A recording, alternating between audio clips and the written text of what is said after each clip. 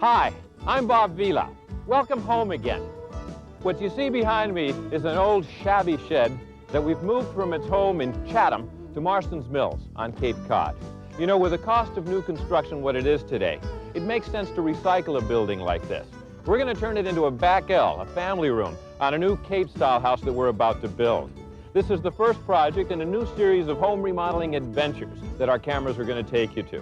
We'll be tackling jobs all over the country, tackling jobs that everyday people like you and I can afford. Today we're going to get started by clearing a spot on the land where we're going to build. And then we'll take a drive on the old King's Highway across the Cape to Yarmouth Port, where we'll meet with Gordon Clark, an architect who specializes in over-the-counter blueprints for classic Cape-style houses. And then we'll come back here, where we'll do a little excavating and pour a little concrete for our foundation. There's a lot to do, so let's get started.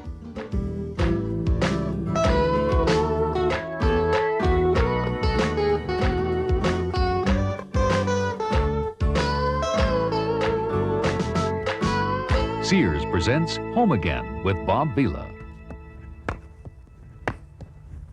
Our building lot is exactly 1 acre. Right now we'll get together with Bob Riley, who's been building houses on the Cape for a long time. Hi, Riley. Good morning, Bob. And I thought we'd talk a little bit about our lot.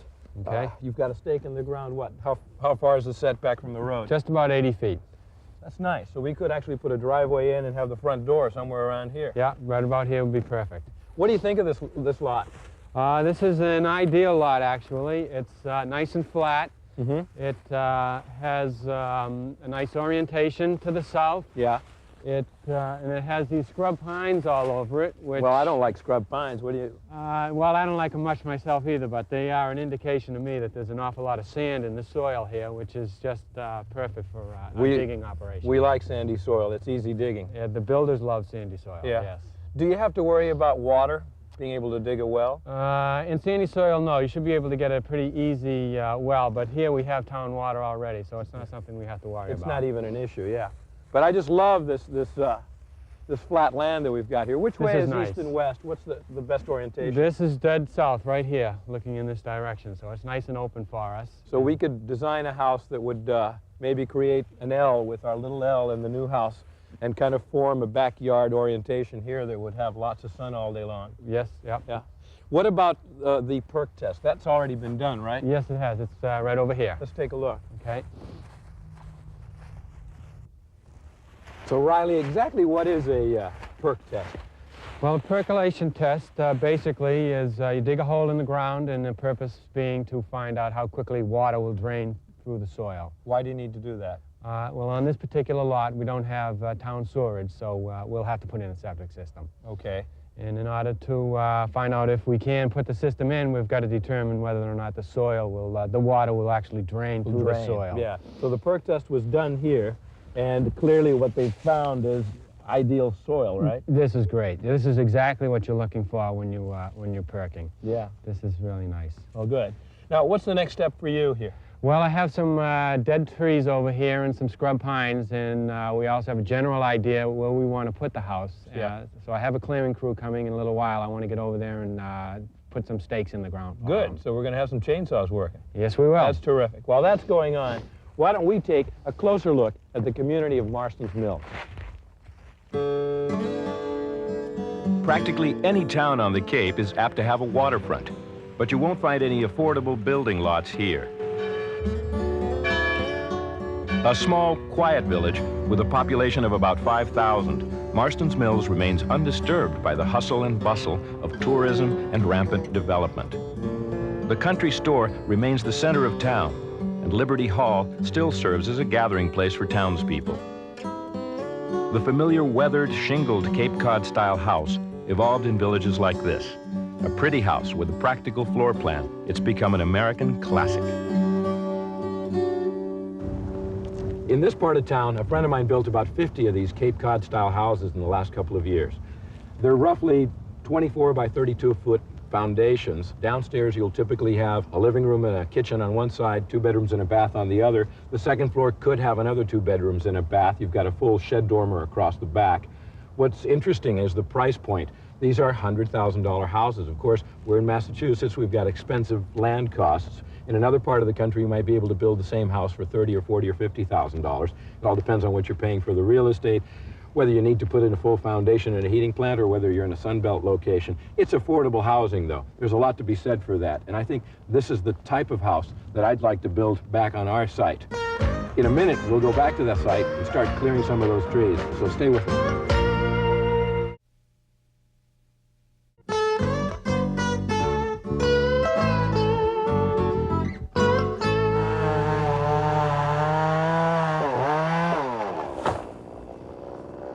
Geez, Horatio, it looks like you've taken down a couple of dozen trees already, huh? Yes, Bob. This is a big one for you. You saved that one for me, huh? That'll take 3 cuts, right? Yes. Boy.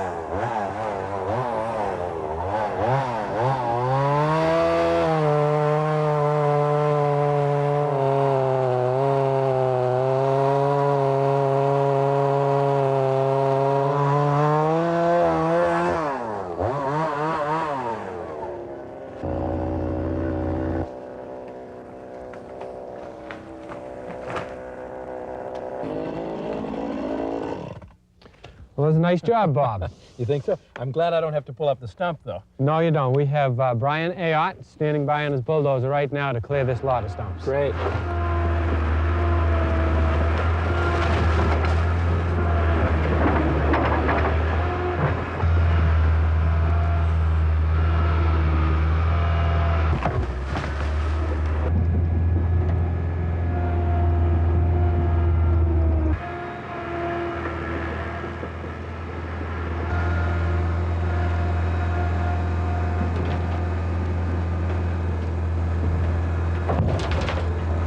Well, Riley, I think building a little cape is the affordable thing to do. I agree. Especially with the building we have coming down to go on the back as an L. We'll make a nice family room for this house. These guys did quick work of getting the stumps out. They did. And that's, again, we have the scrub pine and the scrub oak with shallow roots and the nice loose soil. Yeah. It does make an easy task of it. What's next? The next thing is for us to go ahead and dig the cellar hole. Great. Go ahead, Brian.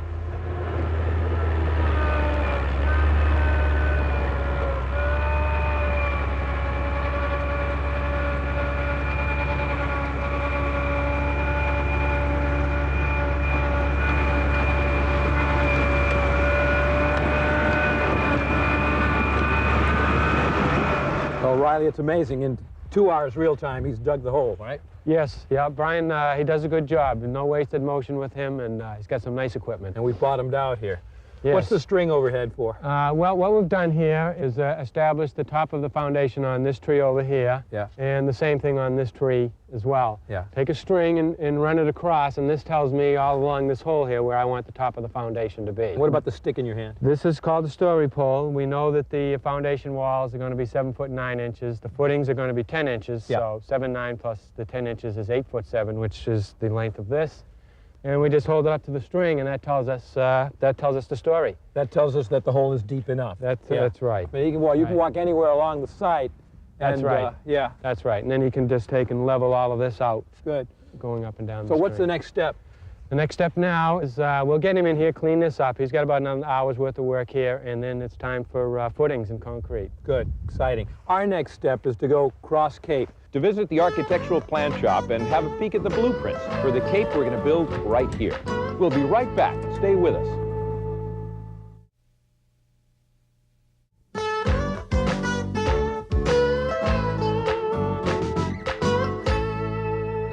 Well, this isn't a typical architect's office. Here at Northside Design, it's closer to buying architectural plans over the counter. Come on inside. Hi, Gordon. Hi, Bob. How are you? Good. How you doing? Good to see you. This has to be your most popular model here at the plan shop, right? Well, this is a traditional center entrance, full cape with 2 windows either side of the door. Right. Center chimney. Yeah. This one's got a full dormer on the back. A shed dormer that you see here in the shed dormer. side elevation. Also, there's a long wing added out to the back. A very large back L, yeah. Somewhat larger than the one that you're trying to add onto that house. Are you sure you want to use that shabby old L that you're going to drag up from Chatham? I tell you, Gordon, I think it's a little bit shabby, but it's not that bad. And when you think about the economics of it, we're moving that to our site. We've moved it for about $1,000, dropped. All we have to do is put it on our new foundation. And frankly, that's 384 square feet of building. You couldn't replicate that in new construction for $1,500. You're probably right. I think I'm right. I think it's also fun to drag a little piece of Chatham history, even if it's recent, down to Marstons Mills. So have you had a chance to figure out how we might interface RL with a new Cape? Well, we've been working on the plans upstairs. I can show you what we've done. Let's take a look. Come on up. Lead the way. Oh, all right. You have been sketching around. Yeah, we have. All right. So there's our back L, our 16 by 24 foot L, and you've notched it in kind of into a, what is it, 24 by 32. Yeah, that's Take right. us through it. Okay. You come in through the front door, and we enter into the living room. On the left. We've got a 15 by 14.6 living room. That's a nice size. Kitchen is 8.6 by 13.6. What happens on the back wall here? Okay, what we've done is we've left this back wall out. We've opened it up and Onto the family room. right into the family room. So that the counter is like a peninsula, and you could even put stools on this side? Sure. I like that. And then what's going on over here? Okay, what we did is we stepped this in 3 feet. What that does on the outside is it breaks up that elevation on that side a little bit and gives us a cute little entryway here on the side. Good. We end up with a covered entry. And if at some point we wanted to expand in that direction, we could build a garage there that would connect right into the kitchen, kind of, right? Sure. Good. Then what's happening here? Okay, over here we got a bath, 7 foot by 8 foot. That's a nice size. Yeah, it's a good sized bath. Yeah. And we have 2 bedrooms, 11.6 by 9.6. The other one is 9.6 by 13. Small bedrooms they're are small. perfectly nice for kids. You know, the thing that comes to my mind immediately is that the solar orientation here is, that's kind of the east-west axis. And if we flipped this totally, and ended up with our back L on this side of the house and our living room on this side of the house, the bedrooms over here, I guess what I'm getting at is you could have 2 sunny bedrooms here. Sure. And you could have a sunny family room here, so that in the morning the kids would wake up in sunny bedrooms, and in the afternoon, coming home from school, they'd play in a sunny family room. I kind of wonder if we couldn't play with it on your computer and flip it. Sure, that's no problem at all. Good. Here's what we have right now, Yeah. and we'll flip it over for you.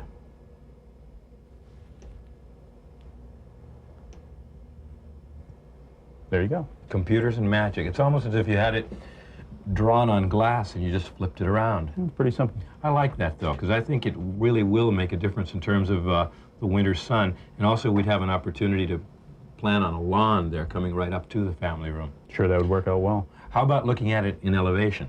Okay. There we go.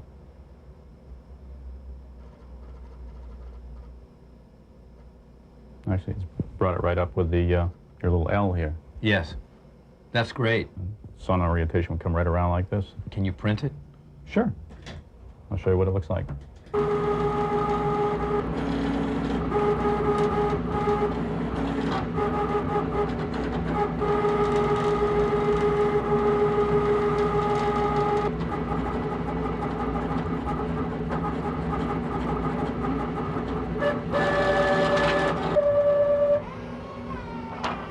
Here we go. That's nice, Gordon. I love it.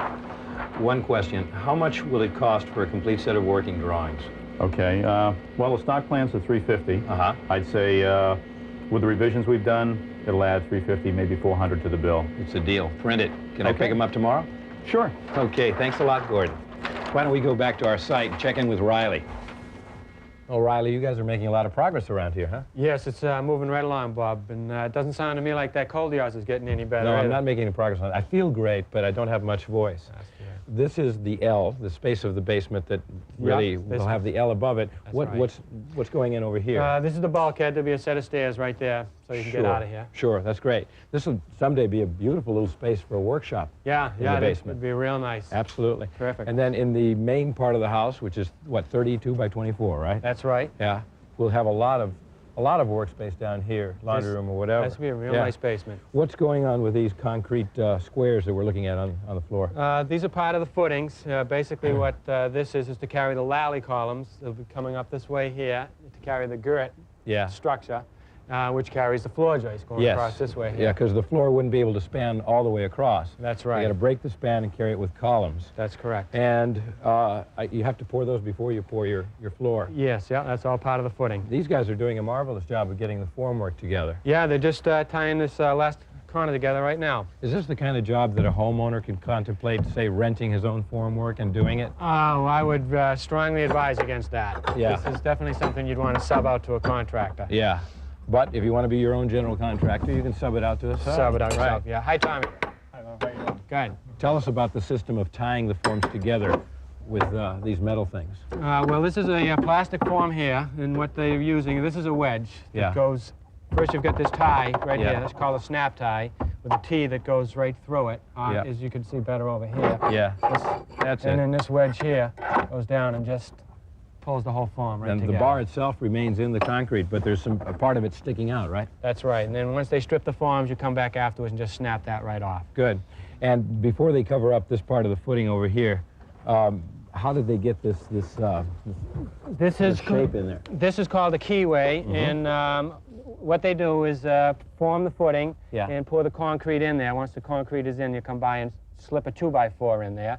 Come back the next day and you just pull it out, and you're left with this little indentation. So that when you pour the foundation wall, it's actually keyed in here and there's no lateral movement. That's exactly right. Boy, that looks nice and neat, but you know, there's a Coke can down in there. That's for a purpose. That's where we're going to bring in the town water. And rather than dig down and have to jackhammer that hole out, we just stick a little can in there to make a void in the concrete. And you can pop it out. And afterwards, you can pop it out and just finish. Just bring in our water line right in there. That's great. Let's get out of their way so they can finish up. Okay.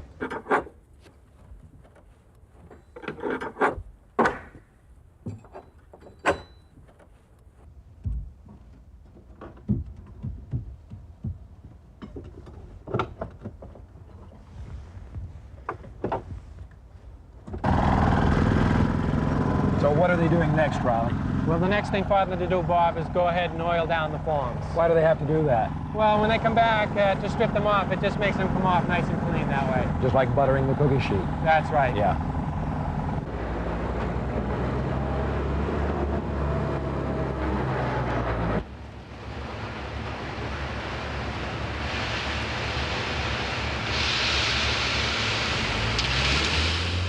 How much do you pay for a yard of concrete, Riley? Well, right now it's just around $60 a yard, Bob. 60 bucks. Yeah. And how would you figure out how much concrete you needed for a job like this? Is there a formula? Well, that's pretty simple. You take the length times the width times the height. Yeah. Gives you your cubic footage. Yeah. You divide all of that by 27. That gives you your cubic yards. 27 is how many cubic feet are in a cubic yard. That's correct. How many yards do you get in one truck? These trucks are capable of holding 8 yards. Okay, so we've got 3 or 4 trucks coming, right? We've got 4 trucks coming. We've got a 34-yard pour here today. About the time that they wrap that up, we're going to be receiving RL here. That's right. Yeah. Stick around. We'll be right back after this message.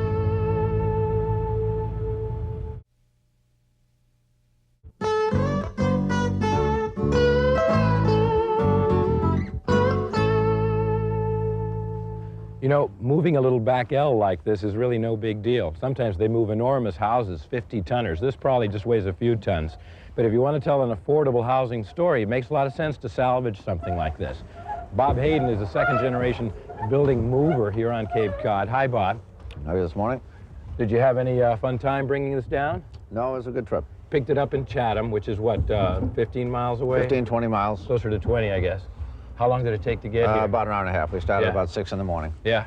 Well, you didn't have an accident. You never have to worry about it tipping off the trailer or anything, right? No, there's enough weight to hold it down on the trailer. What do you figure it weighs? About 3 ton. About 3. Yeah. What's the heaviest you ever moved? I would guess somewhere in 80, 90 ton. 90 tons? Yeah. What's an average house weigh? 25, 30 ton. About 25 tons. Really?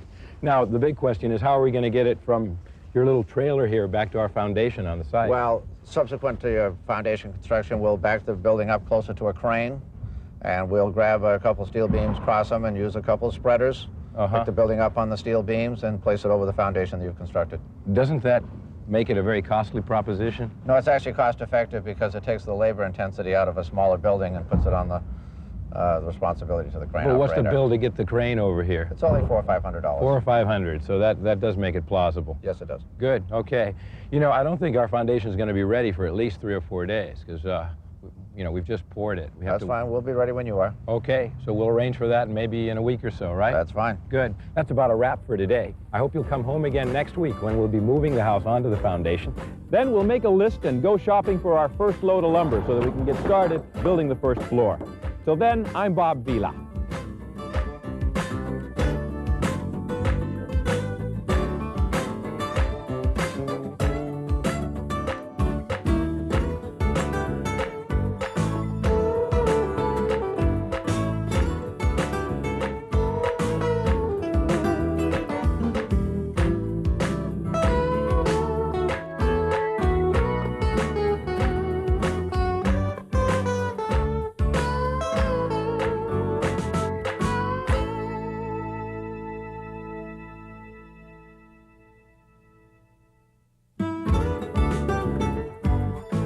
Hi, I'm Bob Vila. This week on Home Again, we actually get started building a Cape Cod-style house on beautiful Cape Cod. We'll show you the village of Marstons Mills. And on our building site, we'll knock down some trees, stump the lot, dig a foundation hole, meet with an architect, and we'll even get started pouring some concrete. It's good to have you home again.